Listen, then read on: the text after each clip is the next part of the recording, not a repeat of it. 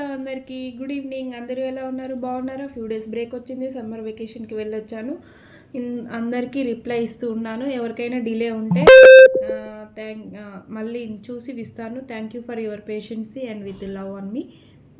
And ఈరోజు ఏంటంటే మనల్ని డ్రై ఫ్రూట్స్ని పిల్లలకి ఎలా అలవాటు చేయాలి అని అంటే ఒక చిన్న టిప్స్ అనమాట.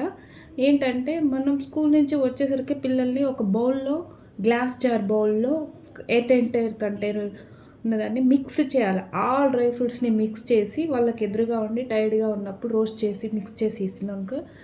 Instead of sugar candies, bakery items, maida items బదులు ఇవి బౌల్ని మనం చూపించినప్పుడు చాలా అట్రాక్టివ్గా ఫీల్ అవ్వి వాళ్ళు తీసుకుంటారు.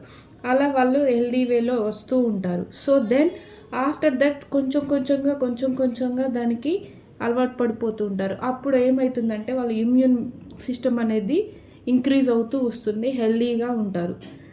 ఇది one way of treat the children. And next one more thing important ఏంటంటే వాటిని స్టోరేజ్ ఎలా చేసుకోవాలి. Air tight container glass jar అయితే వెరీ బెటర్ అండి.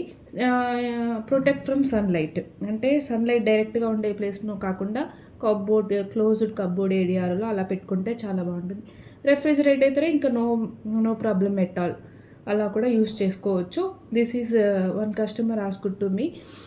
అండ్ మీరు మీరే స్వయంగా చేసి లేదా మీలో ఎవరికైనా ఆ పాసిబిలిటీ లేదు అంటే we are ready to serve them with lots of love. ఎందుకంటే నా గోలే అదండి, every one should move to healthy life style and స్నాక్స్కి అలవాటు పడాలి అన్నది. Thank you for giving this like.